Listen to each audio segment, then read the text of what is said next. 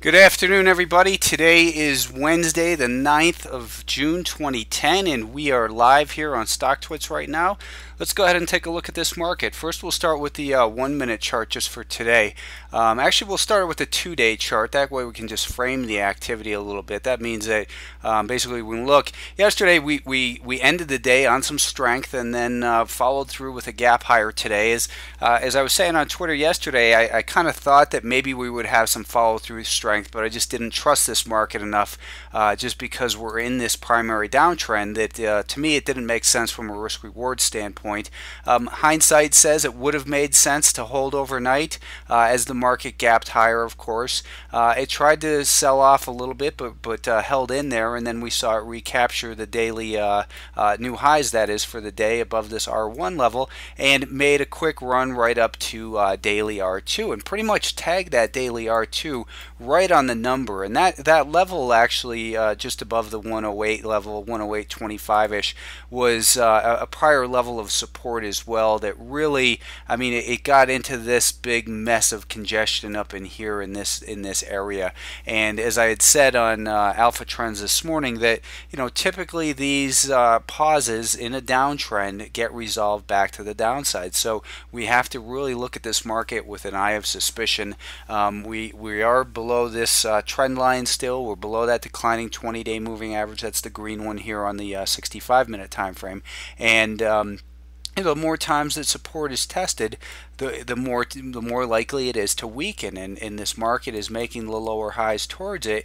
And it's also disturbing that we've been finding resistance at that 200-day moving average. That's the black moving average in there. So I think that what I said on Monday was it looks like we're probably headed down towards the 103, maybe even the 102 area. That these lows back from the third quarter of last year, that is October, November of last year, we open that up a little bit, and here's where I actually meant to draw that line in at that 102 level. It still seems reasonable and maybe even likely that we continue down there. For now, though, we still kind of have to look at it as we're range bound within this downtrend, though, on the daily time frame with a declining 50-day moving average. So we need a lot of healing. We need a lot of time to heal the damage in here before we can really consider this as something that's that we can purchase for more than a quick day trade. And today, obviously, I mean, we had a great opportunity in the morning for the longs.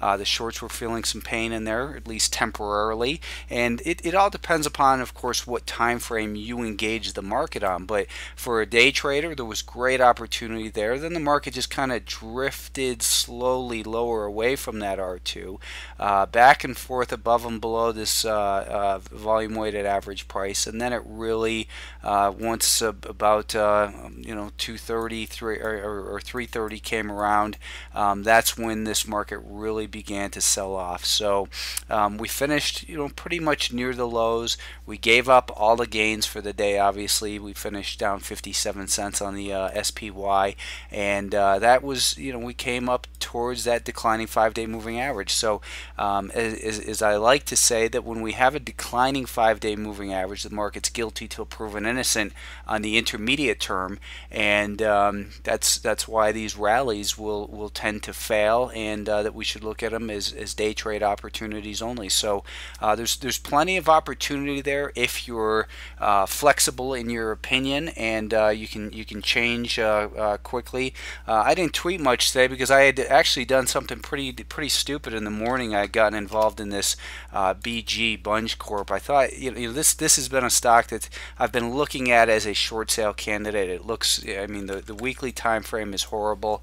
The daily time frame, it was breaking down. Today it gapped higher, and I stupidly sold it short as it was rallying. I believe it was right around in this area, and still above that daily volume weighted average price, and just kept adding to it like a dope. And then anyways, this thing got me all upside down, but I was able to pretty much sit most of the day out, and then got involved in the S&P 500, which which made up for the rest of the day. And that's that's the something that Mike Bellafiore from SMB Capital said to me, I think a couple of weeks ago, or maybe I read it on his site, that regardless of how you start your day off, there seems to really be in this market this, two distinct moves lately. That we've had these amazing moves in the morning, and then kind of chop around midday, and that's generally the pattern of the market anyway, but it's definitely it's a lot more pronounced lately. It seems that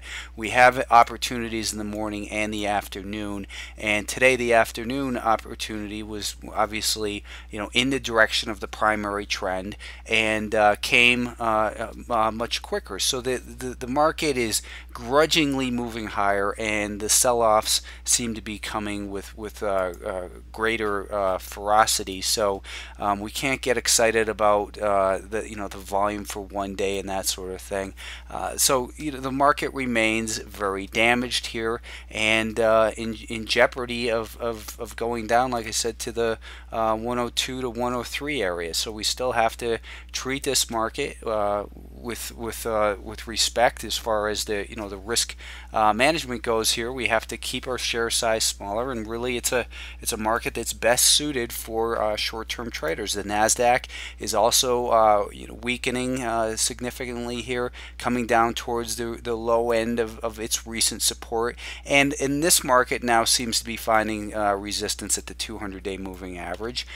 So I've spoken about the direction of the 200-day moving average, and generally when the slope of the 200-day moving average is higher, generally it's going to recover, but it doesn't mean all the time. We have to focus on price action. Only price pays, as we know. We have this declining 5-day moving average. That's the red line, and this market got up close to where I was telling subscribers that I thought that this would be the likely area, about 45 and a dime, where this market would encounter resistance, because that's where that 5-day moving average was, and that also met up with this prior level of support. Well, we obviously fell short of that level. We're coming down towards this area where if we give this up, then maybe we're going to go test the flash crash lows down near 41 and a half. So there's still a lot of risk in this market, and we have to just manage it consistently, and be open-minded to being bullish in the morning and being bearish in the afternoon, or vice versa, because it's really just a lot of volatility in here. The Russell 2000, which had been down 10% in the course of three days there, dropping from 67 down to $61 a share.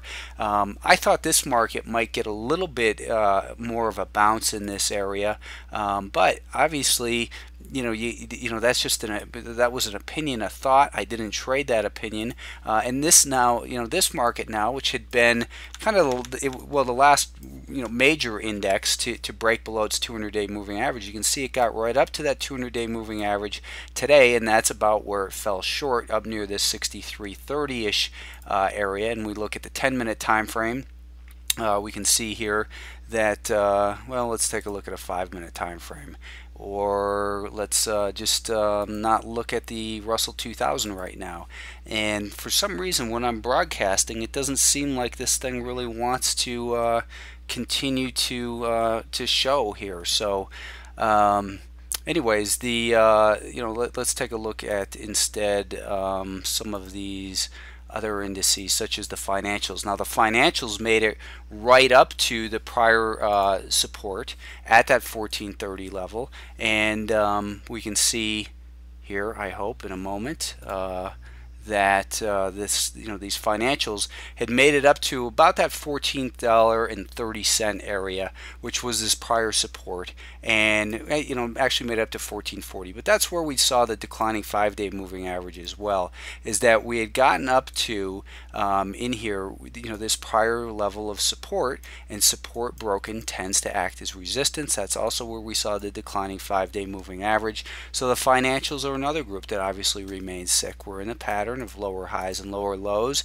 and looking like we ought to at least test this 1350 level in the financials. As I was saying about the Russell 2000, that it's disturbing that we've got that 200-day moving average, which is offering resistance, and we've still got that declining 5-day moving average. I was thinking that the key resistance for the Russell would likely be found up near about $64 a share.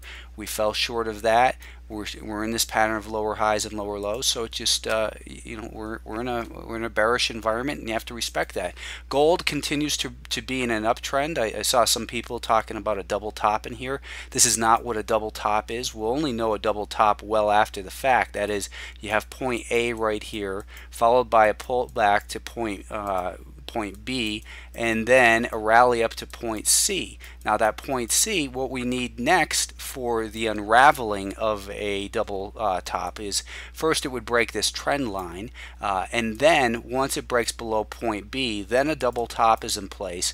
And the way to measure and the implication of that would be that we take the height of that double top and subtract it from the point where it breaks down from point B to give us a bearish objective down near about 107.50. Well, obviously, again, that none of those have occurred. We're just at an area where this market has been before, and it doesn't mean it's going to be resistance. We have a nice volume pattern in here, and it's in an uptrend. I think that depending upon your own personal risk and how long you're involved in this market for, one of these higher lows ought to be where your stops are if you have a position in GLD. So let's take a look at some of the stocks that you guys want to look at, and let's see. Chack7 is saying, why is Netflix so strong though the broader market is choking in the past hour? My puts aren't working.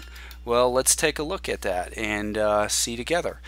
It's in a major uptrend, and I mean, if you want to buy puts on a stock, you should be buying puts on a stock that's in a downtrend, not a stock that's in an uptrend. I mean, Netflix is clearly in an uptrend. It's not the type of stock, trying to pick a top in these stocks just doesn't make sense. We had seen it last year in this GMCR that people were trying to pick the top all the way up. You want to wait for them to break. We're seeing it, and so we've got a super strong stock, and you're trying to pick the top basically in one of the strongest stocks out there, and the odds just don't favor it when you've got all this. You've got all this momentum working against you. So, if you're going to be selling short, you should be selling short stocks in downtrends.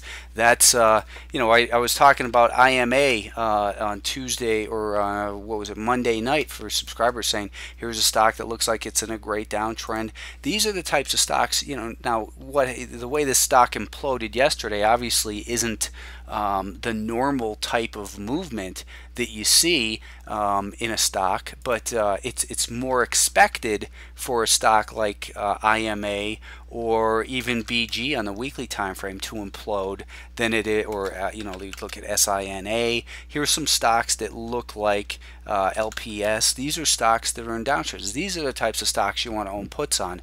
Netflix is the type of stock that just frustrates the heck out of people who try to sell it short because it's in a primary uptrend. So interesting that that's the only question I have here. So I'm going to wrap this up earlier today, and hope everybody is surviving well in this market and thriving, and stay on the side of the market that's working, and know your time frame on it.